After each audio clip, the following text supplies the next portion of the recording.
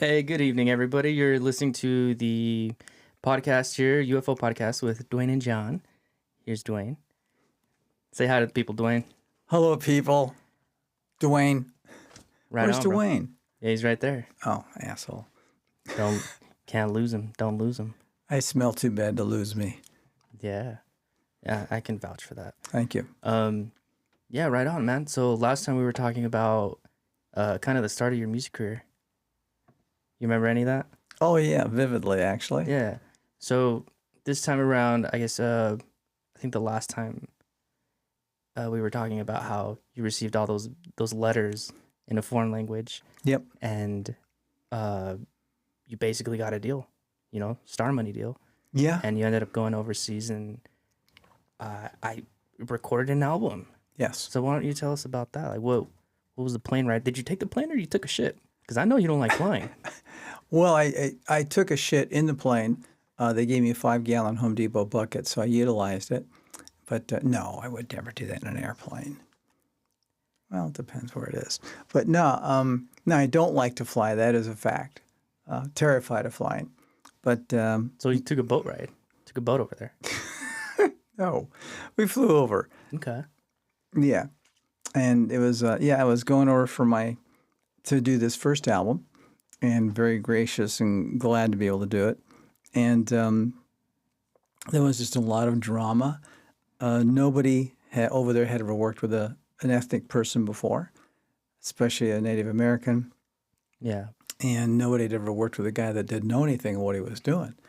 So that was kind of a big deal. So I was learning on the job.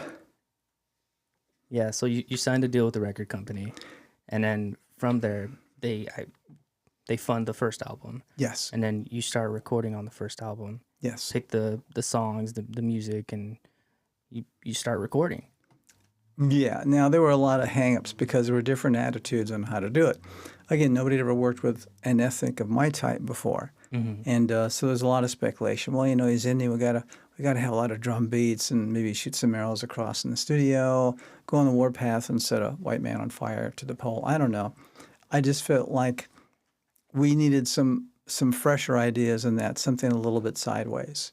And so I had met a person there at SAS Airlines, BJ, and he was just a really nice human being, good person.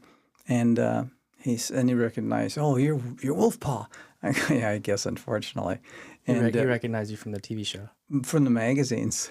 Okay, yeah. Because they had spent like 3 to 4 months of just building up the press on Wolfpaw, and all these magazines that followed up the interviews and stuff. The heartthrob. Anyway, if you eat beans, it's a butt throb. But anyway, so there's my gross butt humor or gas humor. Once in a while, you might hear whoopee cushion. Don't worry, it's not a whoopee cushion. I just thought just thought I'd tell you that. So anyway, this guy BJ, let's say welcome into Sweden and all that kind of jazz. And he goes, oh, you're making a record. I read about it. And I go, yeah, come on down to the studio, and we'll meet and talk. This is a random guy you met at the airport. Yeah, well, he actually was, getting the planes prepped for the next bunch of tourists or whatever to go out, in the airport. But a nice person, first sweet I'd ever met. Oh, yeah, the big thing that was really crazy and fun. I was looking out the window of the plane. On the ground. Yeah, we didn't crash. Great. And I see all these people out there up on the Tamarack, I guess they call it, or the area, the big balcony where people were. And I see a limousine out there, a Mercedes limousine. I go, man, who the hell is on this airplane? And then comes the stewardess and she goes, welcome to Sweden, Wolfpaw. And I go like, huh?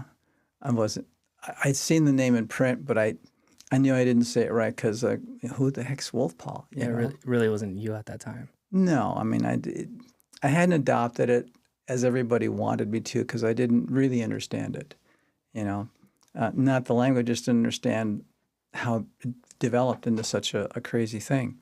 So anyway, they escort me out of the plane. I get into this Mercedes limousine and I go like, geez, and all these kids are screaming at the airport. And I kept thinking, who was here at the airport? Somebody, not me. And anyway, so we get out and the kids start running after the limo and going, geez, this is the moment. This is actually happening. This is not a good or bad dream. It's just really weird. Your fans. Yeah, they were fans. Just wonderful people that had any fans. Didn't know how I got them. Great job with the press. Thanks, all you teen magazines out there. But they're there. They were there. And then so I says, where are we going? You know? And they said, we're going to your press conference. They go, press conference? Sure we are. So we get to Marianne, KMH Studios in Stockholm, and met the owner of the company, Valkyland to Sweden. And there's all these kids. It's like, it was supposed to be a secret itinerary, but everybody but me had read about it. And so there we were. So I go inside the studio, and it was like really neat buttons and lights, a lot of buttons and lights, things I love to push, make crash, whatever. And there's all kinds of weird stories here. But anyway, they said, so now they have some really famous, legitimate famous bands that were there and just trying to be nice, hands across the sea people, and was meeting TV stars and stuff. And I felt so ignorant because I couldn't speak a word of Swedish, and they were speaking English because they have 8 years of English from English teachers in Sweden. Yeah, you were literally in a different world. Yeah. Yeah. And then they said, so how are you going? What are you going to do for your tour? I'm sorry. No, was there some sense of comfort in that? I mean, with your upbringing, sort of being the outcast, growing up in Inglewood, going to those private schools or the military academies. Military academies, and, yeah. You were different than everyone that was usually there. And this was, 60s?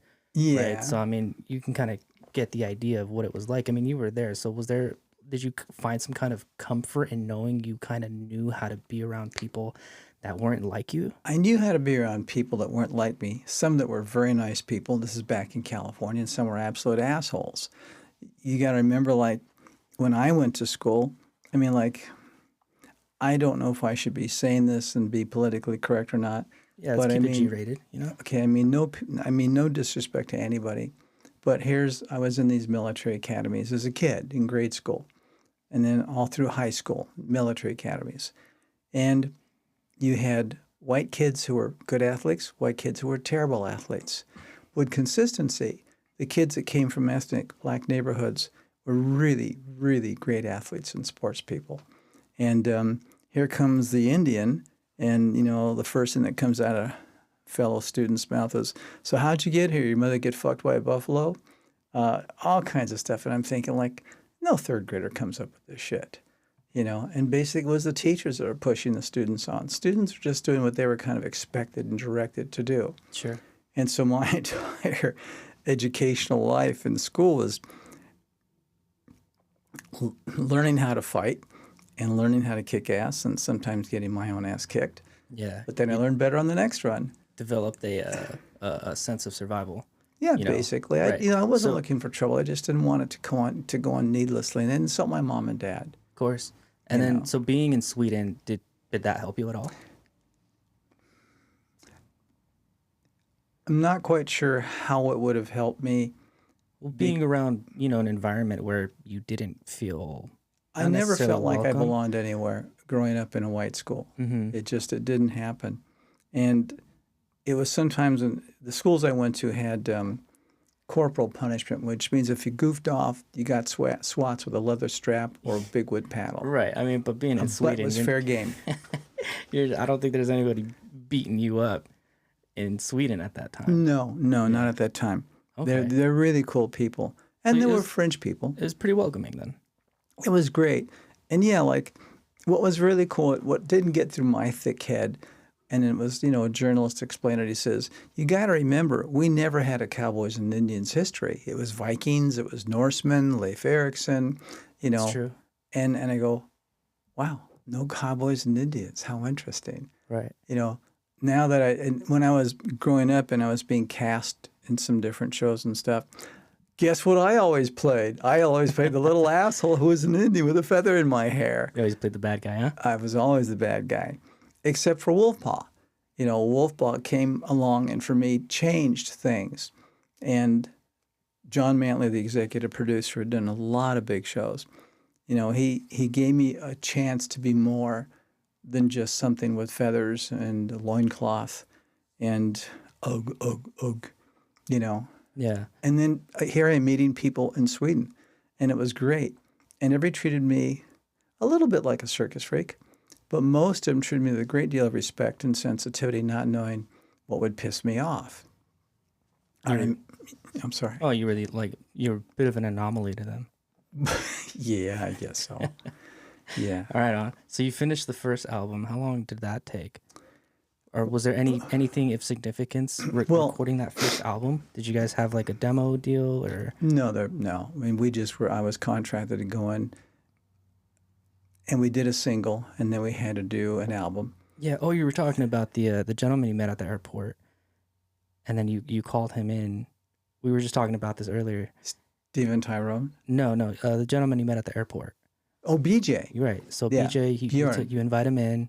There's Yeah. artists there playing. Okay, well, here's the thing. Like, here these people are making an album for a Native American, and there seemed to be a lot of different consensus.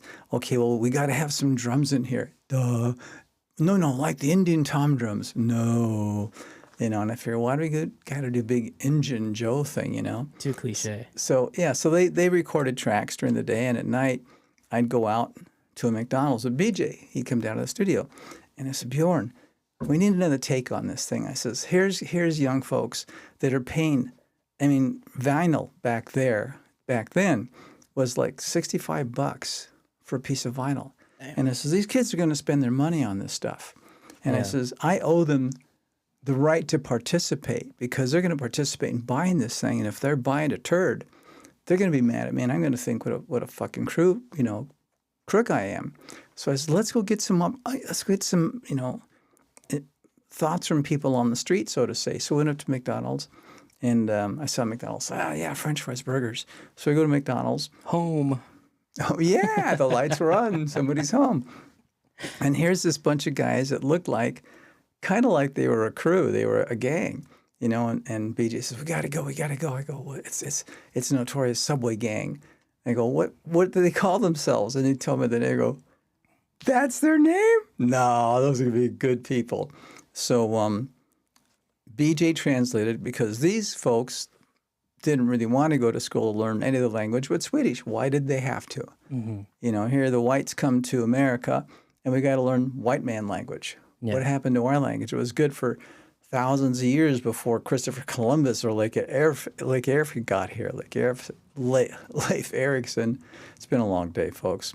And so, you know, BJ translated, and I says, we'll get y'all burgers, get y'all fries, get y'all Cokes, couple of Cokes and fries per person. And then I'd love it if you guys could come down. We're making an album. They're all like, you know, what's happening? And BJ's explaining, well, we're going to, you've seen Wolf Paw in the magazines, big deal. And we're going to go listen to his album being made. And I go, and BJ explains, no, tell them I want their opinions. And he goes, what? If they're going to pay for this turkey, I wanted to get something out of it they're not going to make a Frisbee out of, you know? You need a local feedback. Yeah.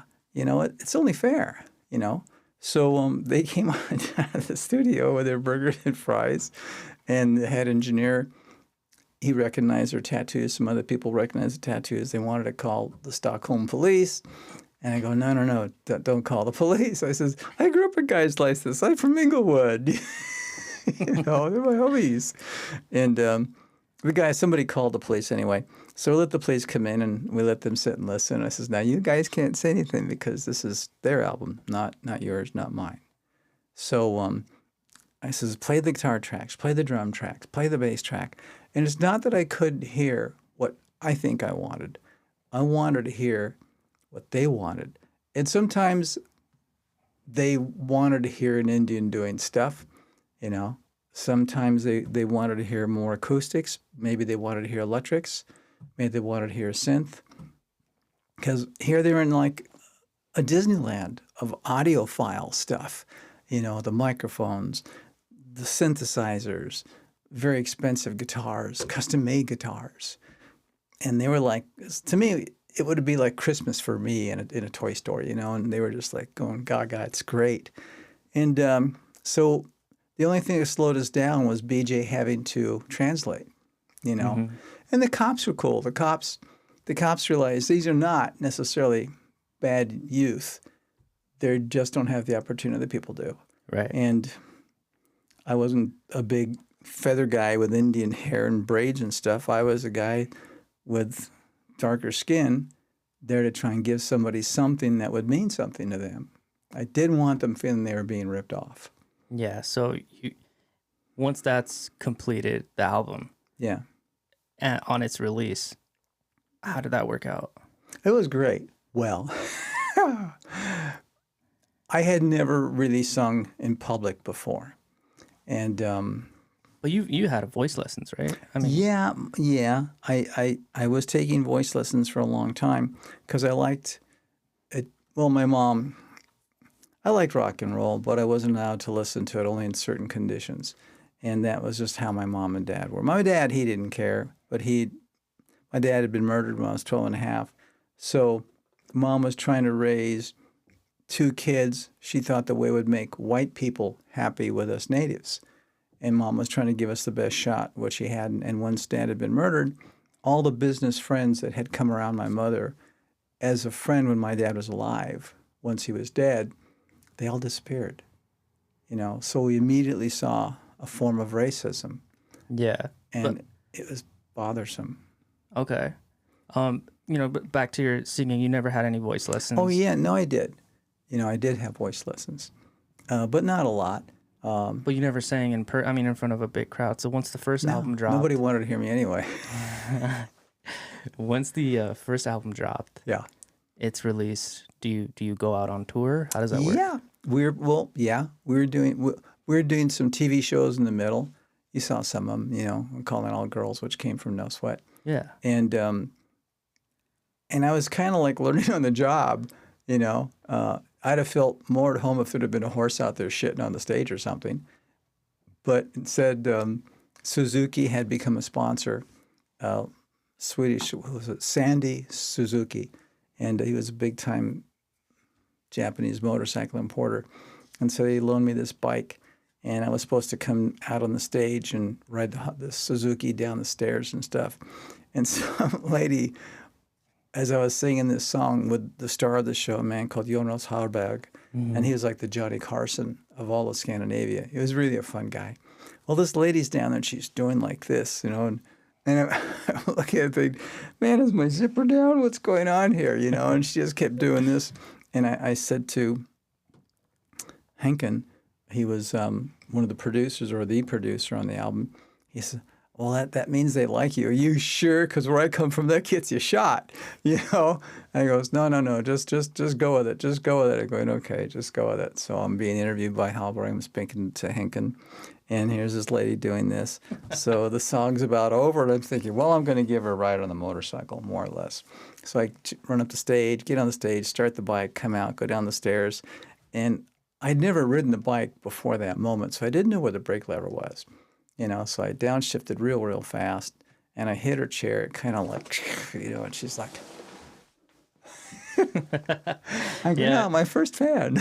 I remember watching that video. Actually, you had an old copy of it, which I'm going to post it up, and people can check it out, and it's actually pretty funny. Take off hearing aids, put wax in your ears, whatever it takes. It was do really- anti-voodoo spells. It was really entertaining to watch that too. I mean, you had a stage presence, I believe, and It's called Fear. You did it, just running with it, right? I guess that's why you named your album "Running Hot." That was the second album. The second album, yeah. Well, and you had a duet with the woman. You said she was really, really popular in Scandinavia.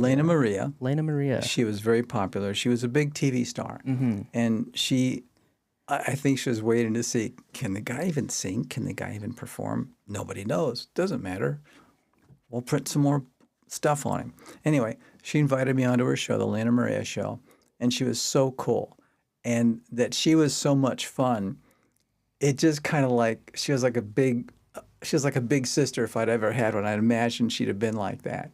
I admire her so much. I hope she's in great health, Lena. And Yeah, I mean, even the chemistry you folks had, singing together that duet, yeah. you both seemed really comfortable with each other. Well, they wanted a grand entrance to be the first TV show we were going to do as hers. And That is the most European entrance I've ever seen in my life.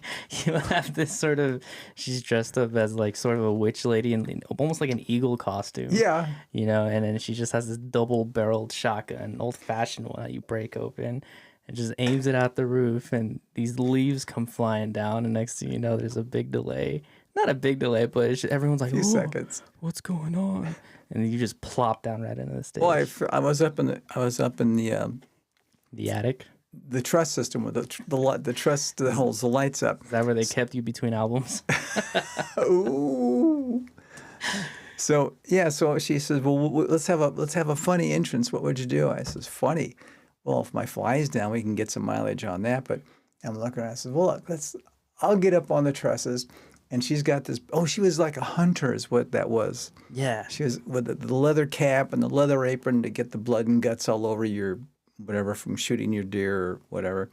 And so she was going to aim in the shotgun up in the air, and then the piano's going to go dot, dot, dot, dot. And she fires blanks out of it. And so I let go and I drop about 8 feet. And it was cool. It was really fun. Yeah, it was really It cool. was a good entrance. my favorite part how it's it's a little heavy, with being shot and you fall down, and I was like, oh my god, what's going on? And you just get up and start doing a ballad. Like, Oh, yeah. It was, it was fun. a lot of the stuff that we got to do with people, with the stars of shows, I think they were wide open for something new. I think they'd already had an idea what they'd been told to pursue, and I wanted it to be fun. I wanted people to relate that I'm just as lost as you are what we're doing here, but let's have fun. Yeah, it was definitely a moment where you kind of sit there like, what the hell is going on here? Good. And then you get up and you break into song. Yeah, it was fun. Yeah, and then there was another lady called. Yeah, you guys can actually check out that video. It's posted on our channel. I'll All right. put a link down in the description. Marianne Faithfull, famous artist, and she had a huge notoriety. Her big hit song, I understand, was "Broken English," which I heard it was brilliant, and I got a chance to watch her perform in a private audience, which was broadcast later. Did you guys do anything more after that? Did you get back on the show later, or? We were so busy prepping the album, and Lena was so busy doing her show and developing another show. We talked socially. We would meet socially to get some food in Stockholm.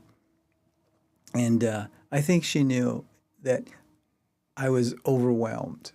Yeah. I didn't understand what made Wolfpaw such a big phenomena, Mm-hmm. It's interesting how you kind of thought of that entrance on her show, because that's kind of how it happened. You just got dropped right into it. Yep. Yeah. There's a lot of backstory to all these stories, and would love, at another point, be happy to share those things. If people are interested and want to call, Oh, definitely. or write in, or don't send firebombs, but would love to talk more with anybody who's interested. How there was so many games I had to learn not to play, as well as what were the working rules. And I think anybody trying to get entertainment should kind of know this stuff. What's one kind of general sense of one of these things? Well, you got to pick out who the power people are in the production. They really want to help you, and if they don't, they just want the job to go smooth. And the thing is to try and be open to new ideas, to try and be a facilitator, not a roadblock. And once people who are under those high-end people realize you want to have a success, not just for yourself, but for them as well, because it reflects on everybody. Shit does roll downhill. Mm-hmm. And, if you have a producer that has it in for a talent, it's the working man who's going to feel it in the ass, not the producers. Right. They can just massage their way out and this and do some of that and some of this, and they just disappear and everything's fine. But the working folks that drive regular cars, don't have Mercedeses or BMWs, they got to put up with a whole load of crap. And it's sometimes you meet some really great producers. Other times you meet people that are so afraid of what's happening in their own life. They're afraid they're going to lose it. They're just grinding into the dirt to try and protect it. You know, we've been on set. We've met all kinds of people, you and I, on the shows we've done. We've been fortunate to work with some of the biggest people in show business, you know, with the UFO. And it's been amazing. It's an incredible learning experience. I mean, I've learned things I never understood, you know, about people skills. You know, I think you've learned some amazing things too. And I really love the crew people. I think the crew's the best. And there's producers I love to work with, and DPs and key grips. These are all technical folks that make the shows that we enjoy. But find out who are people that just want to do a good job, and get next to them and say, hey, we're in this with you. Help me, and I can help you, because I don't want to wreck anything for anybody. Finding, you know, like-minded people who have the passion in them to keep the projects moving forward. They have a heart. Yeah. Yeah, and they admire good heart. You know, they respect that. We all want the same thing. Absolutely. Why wouldn't we, right? You never know. There's a lot of strange people out there. Awesome, man. So that first album, that no kind of took you up. You started touring. At what point did you do the was it the Merv Griffin show? Was that the same album, or was that a different album? No, that album. No, yeah. We'll bring that up on the next show. Yeah, I want to kind of stick. Do you remember anything around that time with the first album? How long did you tour before you said, or they said, or anybody said? We were gone for a whole summer. I mean, you only got in Sweden 3, maybe 4 months of sun, and it never really gets dark. Yeah, it always stays light during the summertime.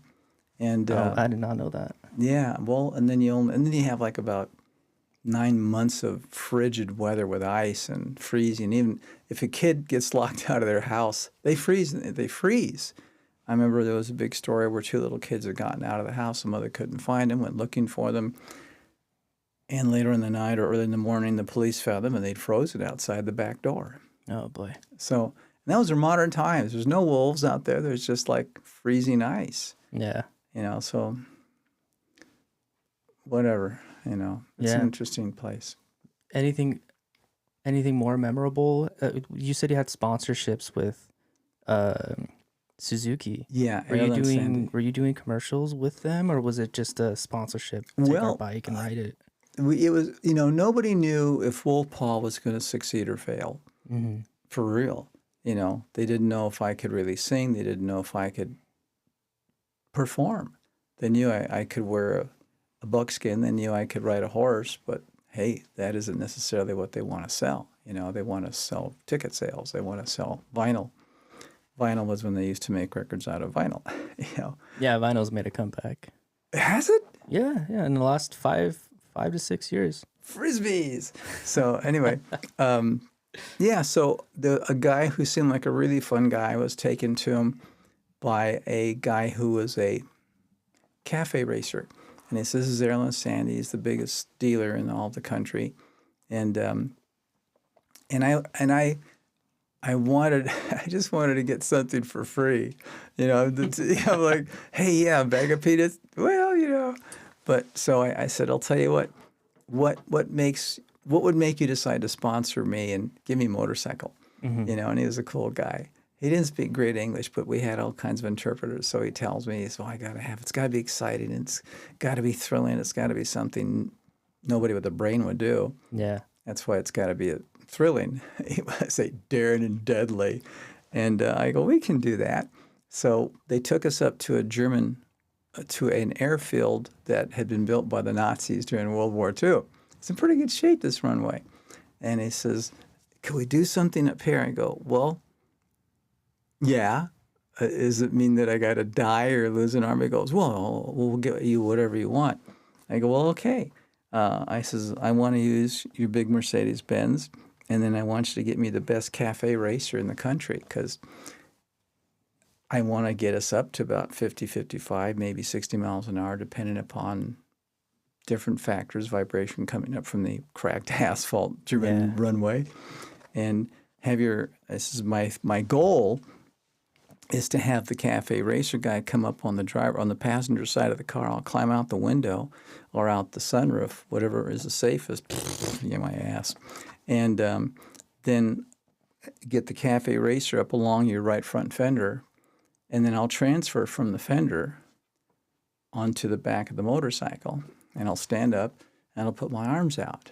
But if I feel that the winds are getting bad or going to change direction, just drop slowly in speed. And if I fall off, don't cut the camera, keep going, because it may be my last footage alive, And he goes, "You're really going to do that?" I go, "If I can have the motorcycle, yes." And he goes, "Okay." And so we did it, and we did a slow speed rehearsal. A couple of them, 20 miles an hour, 30 miles an hour, 40 miles an hour. I says, "Fuck it, let's just do it." Before I chickened out, Run with it, yeah. and we did it. It was a huge success, and it kind of got me. It just kind of spread, the lore that what an idiot this guy is. Right, or I mean, in the audience's eyes, what a warrior he is. Well, we sure had them fooled. You went from riding horses to riding dual Kawasaki's. See, yeah, this is why it wasn't that big a deal, because I did a lot of stuff back in California as an extra or semi-extra. Yeah. And nobody gave a damn what happened to an extra back then. This whole thing unraveled from that. So I was doing mid horse transfers, to practice. A company called Myers and Wills Motion Picture Ridge taught me how to ride. That's got to be rough on you. Well, I don't know. I never fell off and wrecked anything. I got thrown a few times, but it was always in soft dirt. If I had to come off one of the Mercedes-Benz or the Cafe or the Suzuki at 50, 60 miles an hour on a hard asphalt, that would have hurt. I've been really serious. Yeah, that's incredible. I was dumb. Really. Yeah, it's amazing that you were willing to, run with the opportunity and make it your own, and finding that character, becoming that character, and putting your little twists on it of yourself. Well, you don't get anywhere playing it too safe. Definitely. Right on, brother. All right, brother. All right, man. Well, let's wrap this up. My name's John Shad, and you're listening to the UFO podcast with John and Duane. And John, thank you very much for the opportunity to be here and share these stupid things that we did in Scandinavia. Anytime, brother. Thank you. Everyone have a good night. Thank you.